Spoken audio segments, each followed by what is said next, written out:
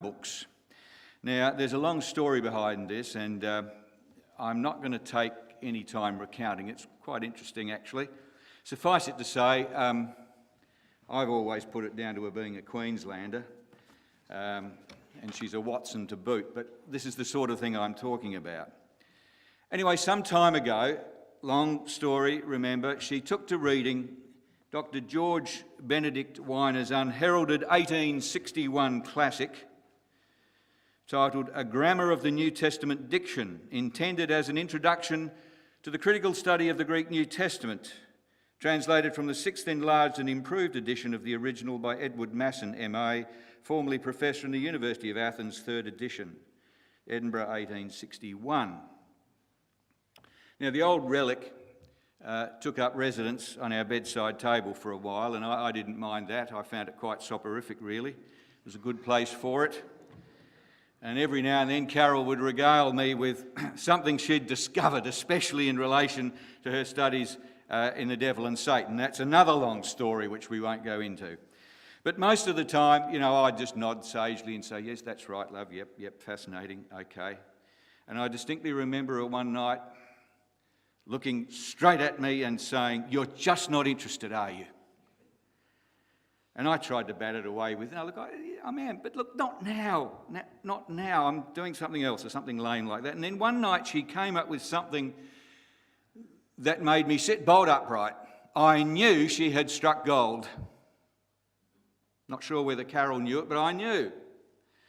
And the passage she'd been reading about was John 4:24, a verse which is one of my headline banner 5-star all-time favourite passages. I would put it in the top 3 or 4 passages in the Bible, frankly.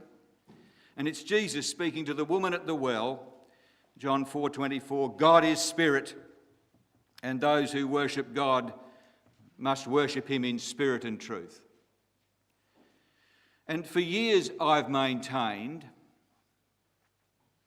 probably by instinct, that our traditional simplistic interpretation of this verse, namely that true worship is worship that is firstly sincere in spirit, and secondly based on a technically correct doctrinal understanding in truth.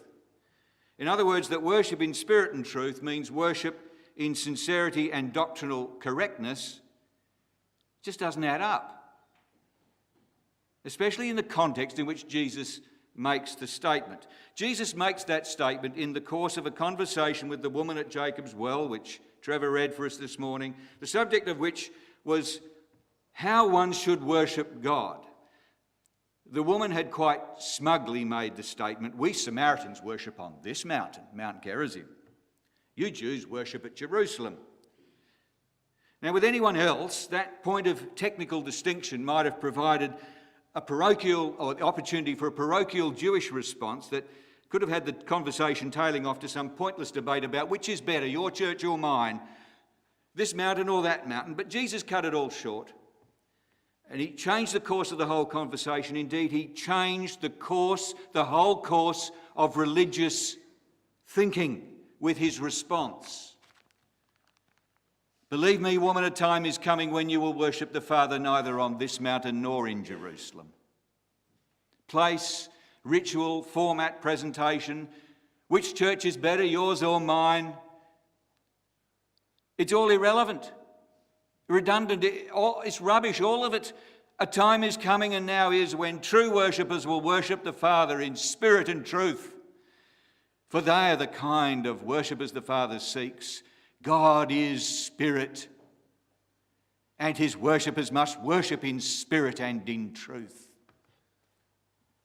Time, place, circumstance, liturgy, none of it matters because God is spirit, and his worshippers must worship in spirit and truth. What did Jesus mean? Well, let's break it up into its component pieces. Firstly, God is spirit. What does that mean? Well, we can start off with saying what it doesn't mean. Spirit is the opposite of physical. Spirit is not solid, it's not physical, it's not contained in space, it's not measurable, it's not directly observable. You can't touch it, smell it, feel it, engage it with the senses. So what is it? Well, it's like the air. It's everywhere. It fills all things. It's critical to the existence of life as we know it, but it cannot be seen.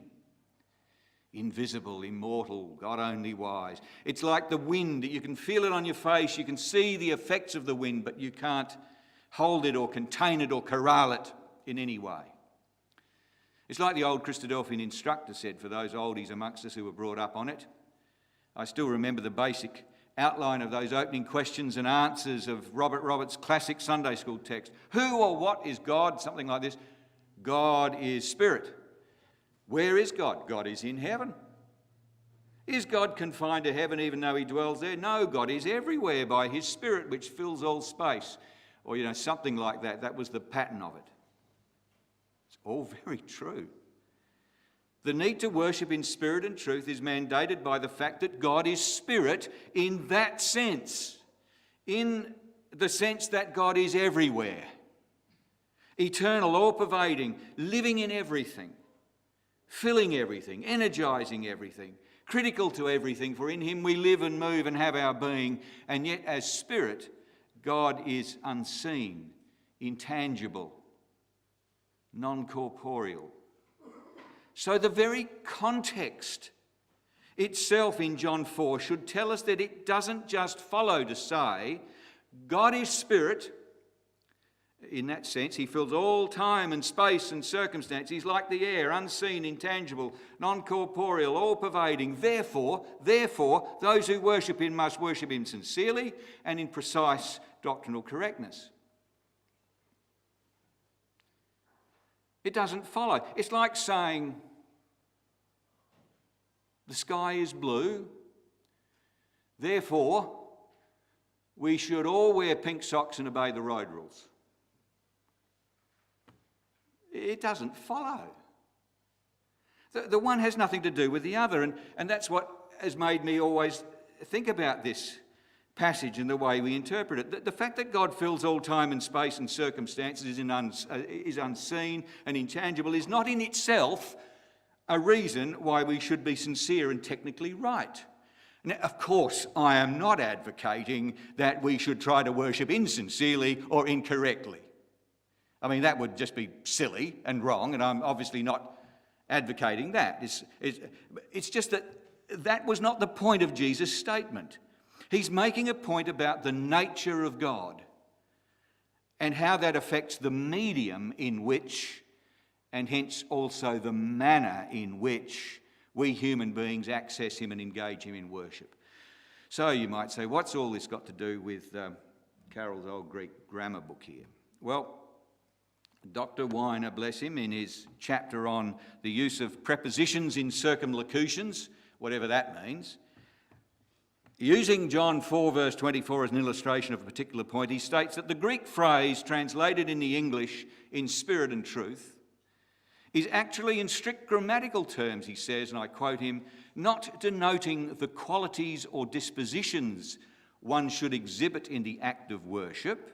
In other words, the phrase is not denoting how we should worship, as in sincerely and technically correct. It is rather, he continues, quote, denoting the element in which we worship. It is denoting the element in which we worship, the element or the medium in which we worship. I mean, let's hear it for him. That's instinctively what I've known for decades, and now I've got an academic on my side. Jesus is not here specifically teaching that we should worship in a manner that is sincere and technically correct, no matter how true that might be. But he's not talking about that here. He is rather teaching that we can only access God in the true, as in real, substantive, meaningful world of the Spirit, not in the material, solid, physical realm of this mountain or that, this piece of tradition or that, this ritual or that, this tradition or that, or even this church or that. Jesus is in effect saying that our worship of God must be spiritual, not religious. That's what it means. John 4:24, those who worship God must worship God spiritually, not religiously. Only if our worship is spiritual, wherever it is and whenever it is, will it be true, as in real. Real, that's the sense of the word true or truth. You know, the word for truth in the Greek is the word aletheia. And it means truth or reality. And it's the same in English, actually. If we speak of something as being true, we are effectively saying that it is real. Truth and reality, they're synonyms. True and real, synonyms. And we should think of this passage in terms of real and reality, rather than technical truth as in 1 and 1 equals 2. Again, no matter how important that might be, and it is, truth here means real, reality. God is spirit. Our worship of God must therefore be conducted in the element of spirit, because that's how he is contactable. Because God is spirit, and if our worship is conducted in the element of spirit, then and then only will our worship be true, as in real. Jesus didn't say that we must worship God in spirit and also in truth. In other words, he wasn't referring to two separate elements, one being spirit, the other being truth. He was referring to the one element only, spirit and truth. Spirit and truth is the one element because spirit is truth. Spirit, it is truth. I'm going to say spirit equals truth. It doesn't equal truth. Spirit is truth, in the sense that when it comes to relating to God, only the medium of the Spirit is real. Only the medium of the Spirit is truth, as in reality. And if we are not worshipping in the element of Spirit, we are not in reality. In truth, we are not engaging God at all. We are only play acting with the externals of religion. And that was the element in which the Samaritan woman felt comfortable. That was the level in which she tried to engage Jesus in conversation, in the cold, lifeless, unreal element of religion. That was the element in which she felt comfortable, and that was the element from which she had to be rescued. Our fathers worshipped on this, when Jesus got to the conversation and it became awkward for her, she got back onto the about the 5 husbands. She got back onto the area where she was comfortable. Our fathers worshipped on this mountain, but you Jews say that the place where we must worship is in Jerusalem. Comfortable basis of religion. Let's have a religious discussion. She wanted to get the conversation back to familiar footing. Which mountain, yours or mine? I can argue that one. Which traditions, yours or mine? Let's have a debate on the technicalities of external religion, shall we? No, Jesus wouldn't have it. Believe me, woman, a time is coming when you will worship the Father neither on this mountain nor in Jerusalem. A time is coming and has now come when true worshippers will worship the Father in the reality of spirit. God is spirit. He does not dwell in temples made with hands, as Paul would later say. He is not served by human hands as though he needed anything. He is not distant. He wants men to reach out, to feel around and to find him, for he is not far from every one of us. For in him we live and move and have our being. God is everywhere because God is spirit. And for that reason, would-be worshippers must engage him in the reality of the element of spirit, not in the unreality of the false and misleading element of religious bump. Now, when I saw the old Greek grammar book making its reappearance recently, I seriously wondered whether it was something of a sign, because the thing that keeps coming up in conversations that I seem to have with brothers and sisters is the difficulty that so many people seem to be having with the reality of their faith and worship. I get comments like, my son or daughter or husband or wife says that it doesn't seem real to them anymore. I'm losing them. They no longer want anything to do with God or the meeting. They say it's just not real. Or, so-and-so seems to have lost a sense of meaning and purpose. Nothing seems to be real to them anymore. It's not working for them. Our religion all seems so artificial, so bland, so lacking in meaning. I wonder if you've heard similar comments. And I reckon statements like these disclose the biggest need among believers at present, and possibly among Christians at large. There's a reality crisis out there. Comments like the ones I've mentioned describe the symptoms of this reality crisis. In my view, the words of Jesus in John 4 provide the diagnosis. What then of the treatment? Well, given that the statement of Jesus in John 4:24 concerning spirit and truth, spirit and reality, it seems clear, I would say, that the cause of any reality gap that we're experiencing is likely to be a deficiency in spirit. If it doesn't seem to be real anymore, which is to say, if it doesn't seem to be true, because true and real mean precisely the same thing, remember, maybe it's because we've lost touch with the Spirit. Because in the spiritual world, which is the only world that should really concern us, in the spiritual world, the Spirit alone is king. The Spirit alone is real. Our worship must be in spirit in order to be real, which is to say, in order to be true, in order to be truth. And if it's lost its truthiness, its reality, then it follows that it must be because something of the Spirit is missing. We must worship in spirit and reality because the Spirit and the Spirit alone is reality. If it doesn't seem real anymore, it's because we're not worshipping in spirit. When Jesus was physically here on earth, he was known in two different ways. By many, he was simply known externally, by appearances. By a select few, he was known internally, deeply, in reality. Is this not Jesus, the son of Joseph, whose father and mother we know? The crowd grumbled in John 6. We know his father, we know his mother, we know where he went to school, we know all about him. Physically, materially, politically. Is not this the carpenter, the son of Mary, and brother of James and Joseph and Judas and Simon? And are not his sisters with us? We know his family. And that's what his very own neighbours said in Mark 6. Who does he think he is? None of them knew Jesus in the only true spiritual sense.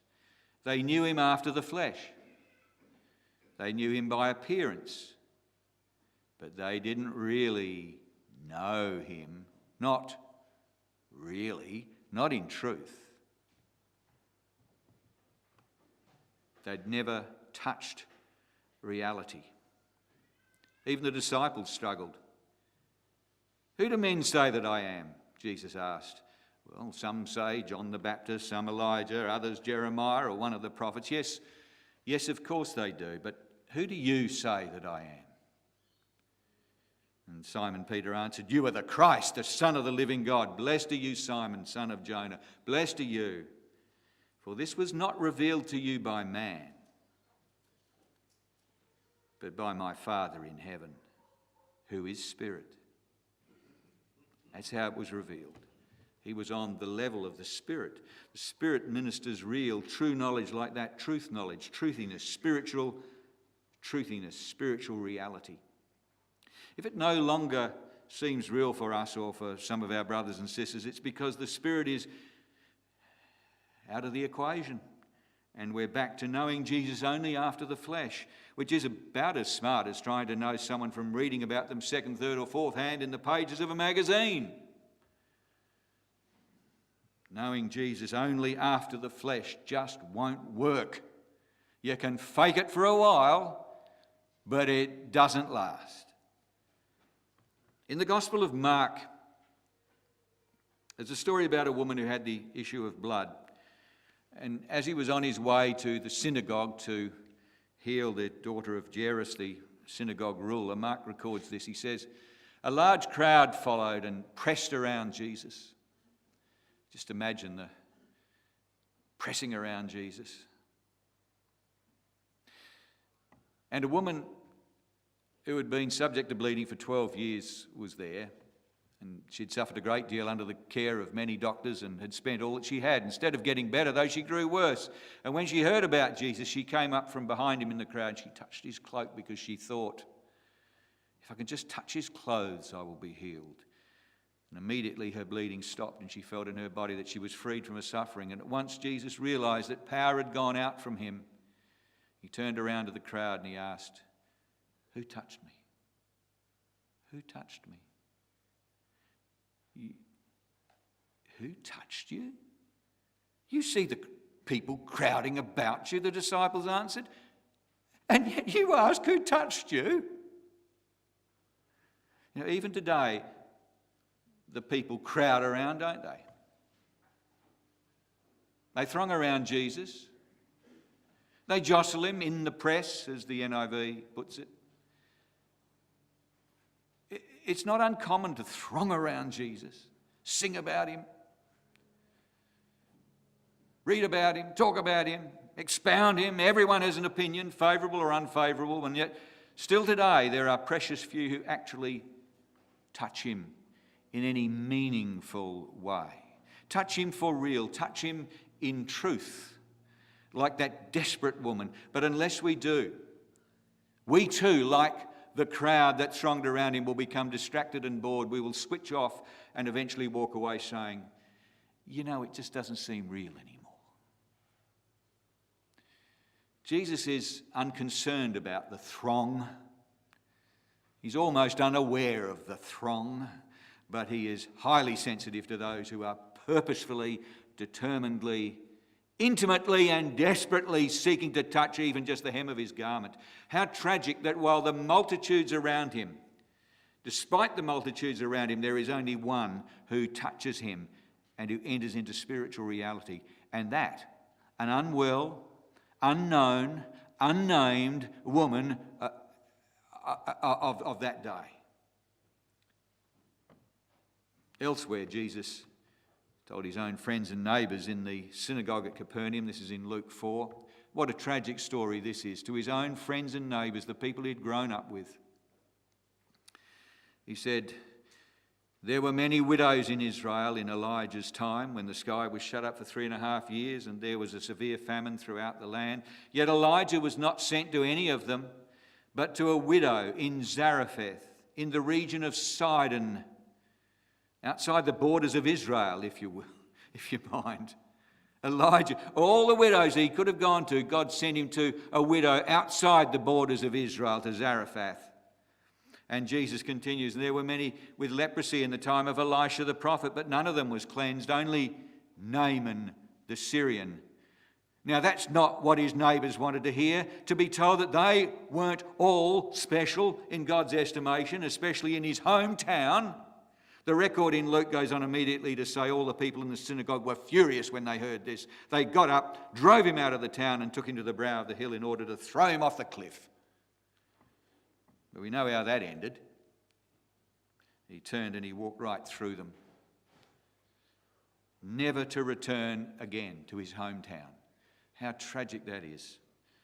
Never to return to his old friends and neighbours and school buddies. They knew him only after the flesh.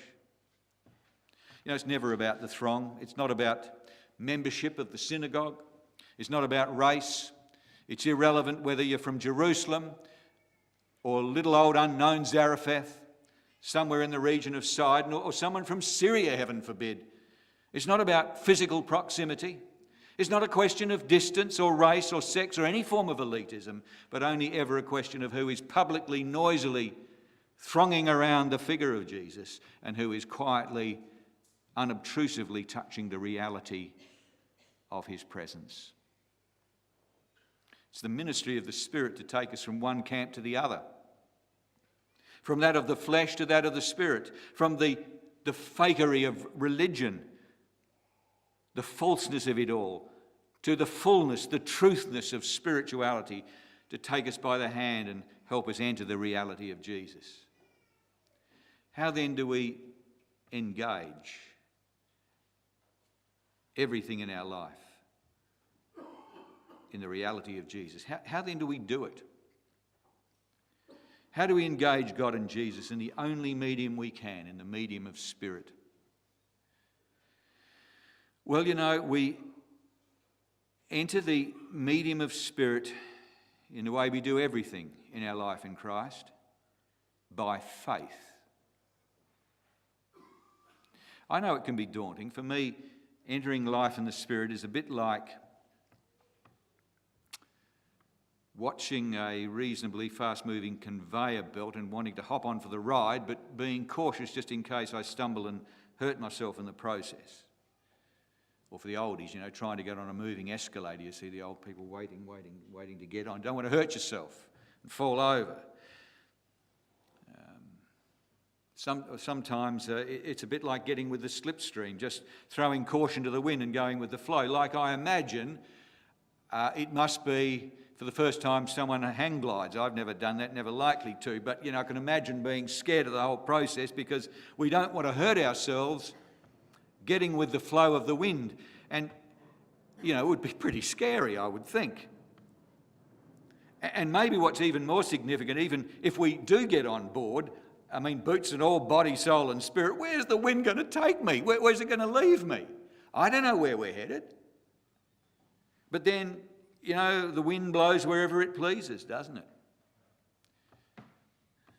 You hear its sound, but you cannot tell where it comes from or where it's going. So is everyone who is born of the Spirit, Nicodemus. There's risks. Yeah, there are risks. Scary? Well, can be. Do we risk it? Well, let's put it this way. Have you got a better alternative? And if you do, how's it working out for you? Oh, it doesn't seem real anymore. If you want it to be real, it's got to be in spirit. Unreality, untruth, the strictures of religion alone, the tyranny of the scribe with no spirit, no actual living engagement with heaven, no reality, no truth. Remember, if you always do what you've always done, you'll always get what you've always got. And do I want what I've always got? What price are we prepared to escape the strictures of Samaria? What price are we prepared to pay? So we enter the element of spirit by faith. But how exactly do we enter by faith? How? It's one thing to say that we've got to exercise it, but how do we do it? Well, frankly, there are probably as many ways as there are disciples, but at the risk of oversimplification, can I leave you with a very broad 3-step process? Step 1 is to ask for it. Step 2 is to expect it. And step 3 is to submit to it.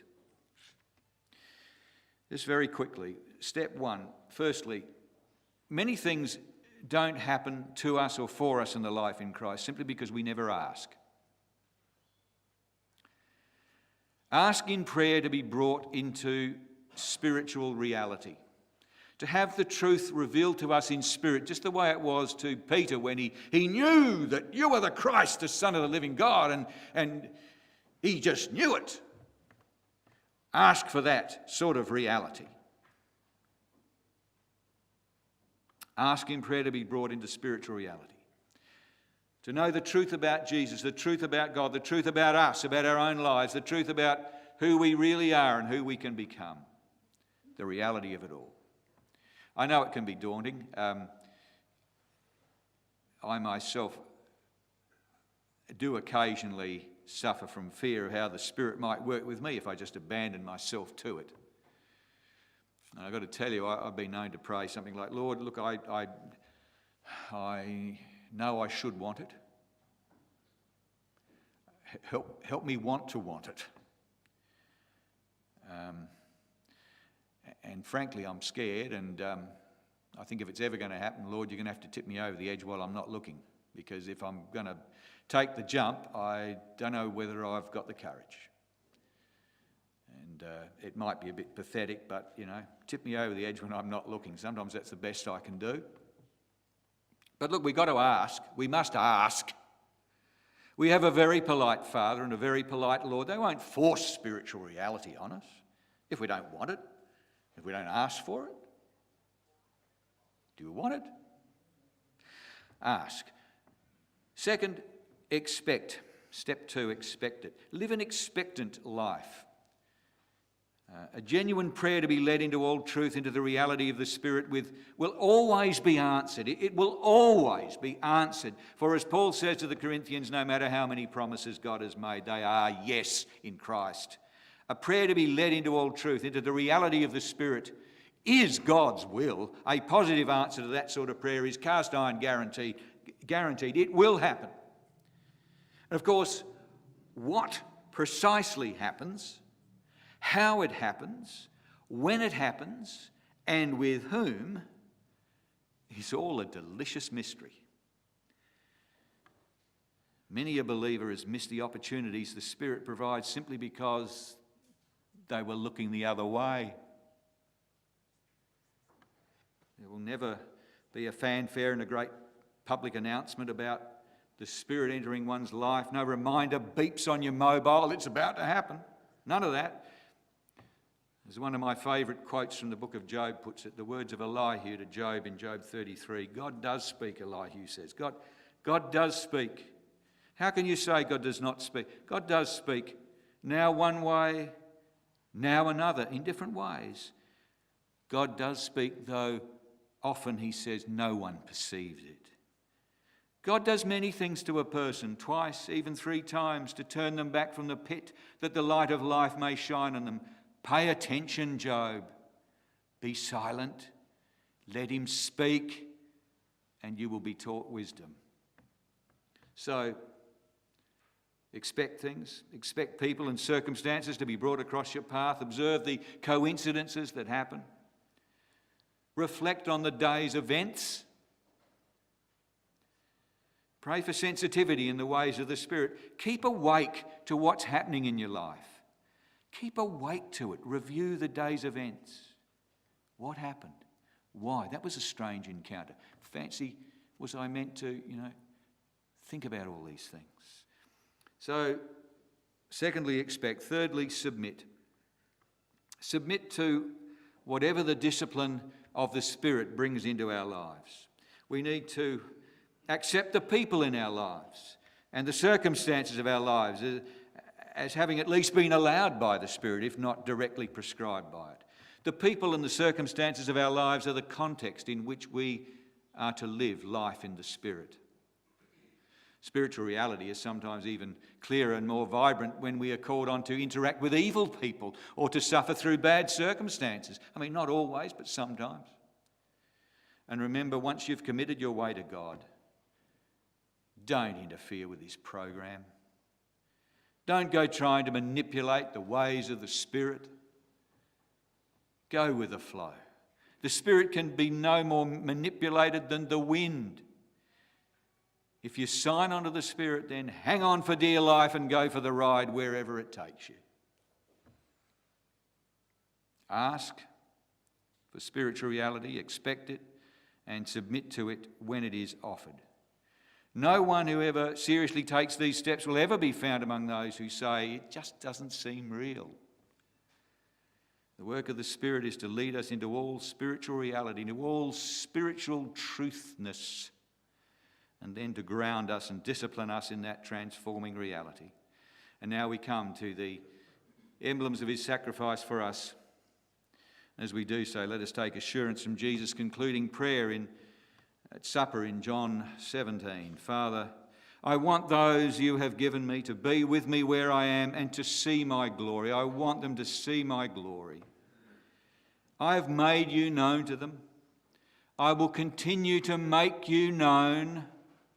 Now that's truth, that's reality. Jesus says, I will continue to make you known, Father, to my disciples. Jesus making God known to us. That can be our reality too. I have made you, Father, known to them and will continue to make you known in spiritual reality in order that the love you have for me may be in them and that I myself may be in them. Really, spiritually, really, truly.